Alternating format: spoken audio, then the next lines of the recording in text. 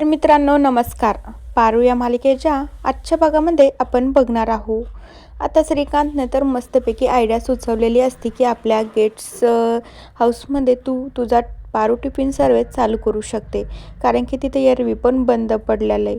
त्यानंतर मग पारूने मात्र श्रीकांतला त्याचं भाडं द्यायचं ठरवलेलं असतं. त्यामुळे आता पारूच्या हट्टामुळे श्रीकांतचा नाईलाज होतो आणि श्रीकांतला भाडं घ्यावंच लागतं.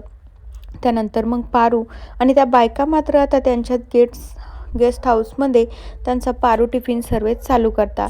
त्यानंतर आता तिथे उद्घाटन वगैरे पण होत असतं आणि मग त्यानंतर प्रीतम, आदित्य, पारू, श्रीकांत आणि त्या इतर बायका मात्र तिथे उद्घाटन करण्यासाठी येत असतात.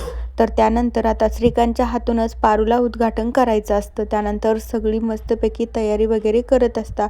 पण त्या दिशाला मात्र ते अजिबातच आवडलेलं नसतं. त्या दिशासोबत दामिनीही मात्र तिच्या साईडनंच राहते. त्यानंतर अहिल्या तर उद्घाटनला येत नसते. मात्र त्यावेळी पारूला काहीच वाटत नसते. पारूला फक्त ते गेस्ट हाऊस दिलंय ना, तेच तिला खूप मोठी गोष्ट वाटत असते. त्यानंतर श्रीकांतच्या हाताने उद्घाटन वगैरे होतं. पारूला तर खूप आनंद होत असतो. त्यावेळी पारूला तर आता आदित्य, श्रीकांत, प्रीतम आणि प्रियाचा तर फुल सपोर्ट राहणार आहे. त्यानंतर मग पारू टिफिन सर्व्हिस हा मस्तपैकी आता त्यांचा त्या गेस्ट हाऊसमध्ये चालू होणार आहे आणि त्या बायकांना पण मस्तपैकी काम लागणार आहे. त्यामुळे पारू तर खूप आनंदात असते.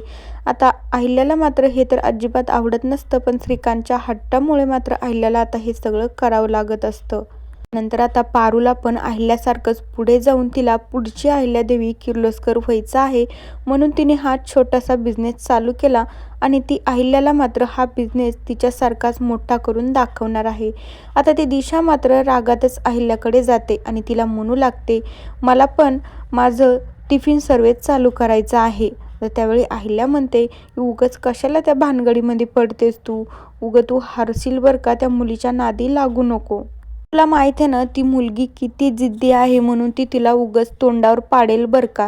तरी मात्र आता दिशाला स्वतःवर खूप गर्व राहतो, म्हणून तरी ती म्हणू लागती, मी ना त्या बावळट मुलीचा बिझनेस बंद पाडून तुम्हाला नक्कीच दाखवेल. आता अहिल्याला तर माहीत राहतं की दिशा कोणतंही काम करायला जाते, मात्र त्या कामामध्ये ती फेल होते. पारू मात्र छोट्याशा गोष्टीपासून सुरुवात करते, पण त्या गोष्टीला ती शेवटच्या श्वासापर्यंत नेण्याचा प्रयत्न करते. आता त्यावेळी अहिल्या म्हणते, मला ना तू फक्त त्या मुलीचा म्हणजेच पारूचा बिझनेस बंद करून दाखव.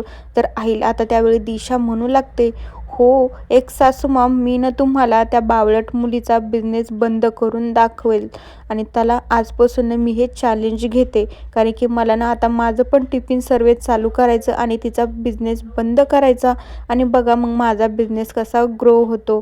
त्यावेळी दामिनीलाही मात्र दिशाचं हे बोलणं आवडत असतं, पण आता अहिल्याला चांगलंच माहीत राहतं की ह्या दोघीजणीही तोंडावरच पडणार आहे.